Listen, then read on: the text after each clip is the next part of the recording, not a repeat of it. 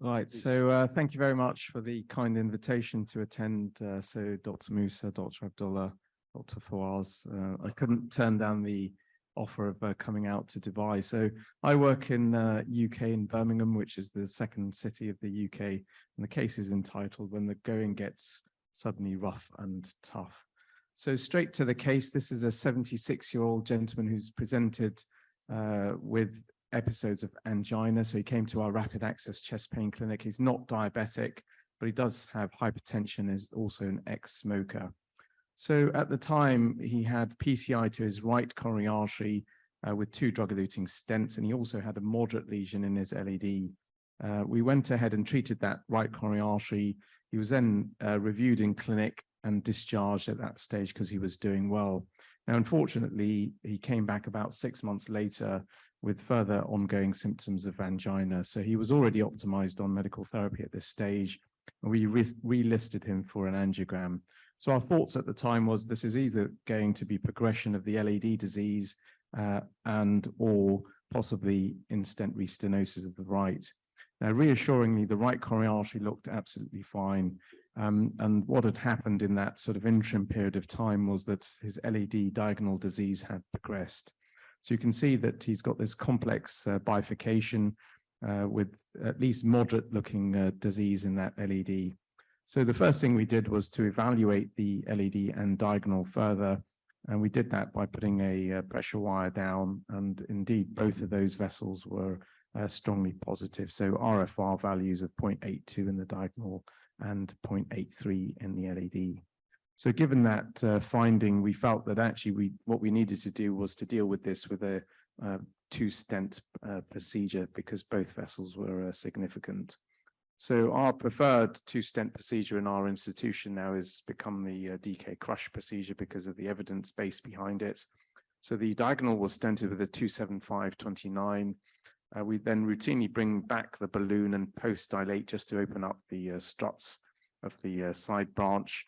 I'm not going to take you through the whole bifurcation procedure, but essentially we then crushed with a 3.0 balloon in the LAD, rewired, performed our first kissing balloon inflation, and this is where we sort of got up to. So at this stage, what we decided to do was just to put in 2 stents into the LAD, so 3.5 and a 4.0 stent was put in. And this is the balloon inflation, trying to optimize the stent in the LAD. Now, what you'll appreciate, 2 things happened at this stage. This case was being done by my fellow, so I was sort of stood in the back. The patient developed sudden onset severe retrosternal chest pain at this stage. And what you'll appreciate if you look at the balloon in a little bit more detail is that the mid segment of that balloon is overexpanded. So this was around 14 atmospheres of pressure in the LAD.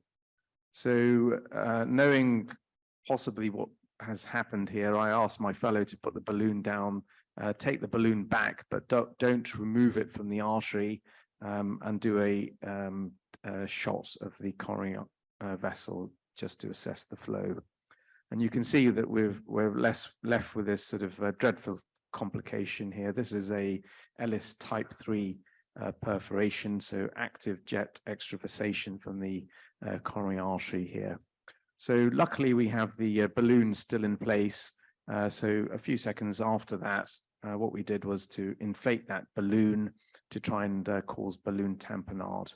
Now that allows you to some time because what happens is that flow is then suddenly reduced, but you don't get that buildup of blood in the pericardial space, which means that you don't have to be putting in a drain. Several things happened simultaneously at this stage. So we asked for support from our cardiac surgeons. We gave pain relief to the patient because the ST segments obviously went up because we were occluding both the LAD and diagonal at this stage.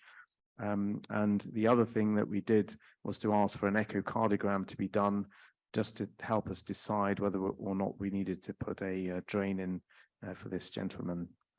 Now, the way to deal with a perforation is obviously to think about putting in a covered stent, particularly with a type 3 perforation. These are the 2 covered stents that we have in our lab, the Papyrus and the Graftmaster.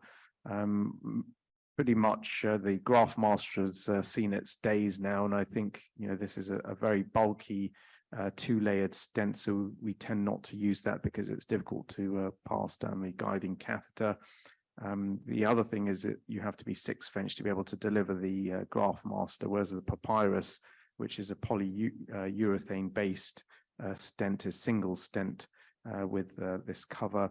And is 5 French deliverable as well. And in the cases, fortunately, not too many that we've had to use it, we can get that down quite effectively. So this picture shows you what happened next. The balloon was left inflated. We then took our time to get access to be able to deliver in a ping pong fashion the covered stent. So the second route was femoral. What you'll appreciate here, there are several things going on in this picture. One is that the papyrus stent is sat around the left main stem in the proximal LAD, and I'm really struggling to get it down into the vessel. So of course, you have to be able to get the vessel wired, you have to deflate your balloon and put your wire down, but that just takes a couple of seconds, and then the balloon then goes back up again. There are some potential reasons as to why this may have happened. It may be that we haven't optimized the proximal segment of the original stent, so it may be that the wire was going behind the stent. That was a possibility. It may be because of lack of coaxiality here as well. You can see that despite having used a VL4 guide here, the guide is really quite backed out of the coronary vessel. And the third sort of possibility that I thought about was that, maybe there was just too much equipment in the coronaries at this stage, because I've still got my side branch wire down as well. So what we then decided to do was sort of stick to our original guiding catheter, which is the radial guide. We discarded the second guide at this stage and felt that actually, to be absolutely certain, we had to go on our original wire, which hadn't been removed. So we took out the side branch wire just to give us some more time. And of course, the way to do this is to have the stent already loaded up.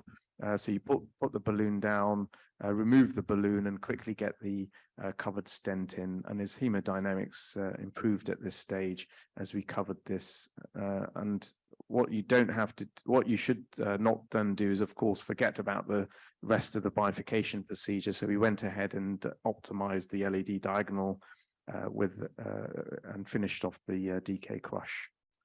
We did then IVUS this, and the IVUS here shows that what the problem was and the reason why this perforation occurred, because the vessel size here is only 3 millimeter vessel. And of course, what we've done is we've put in a 3.5 stent and post-dilated the 3.5 stent. So, this was barotrauma caused by overinflated balloon in the vessel.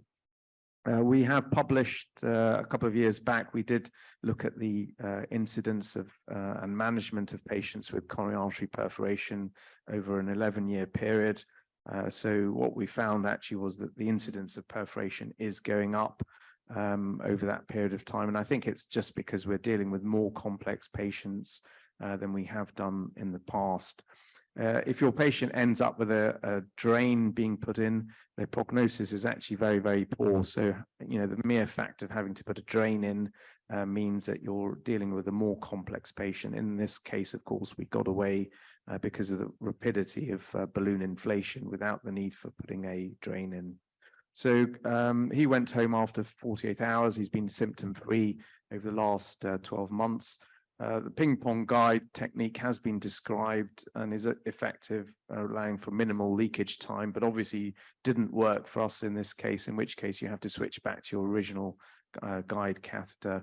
And we were able to salvage this without any subsequent sequelae or major insertion of drains, etc. Thank you very much.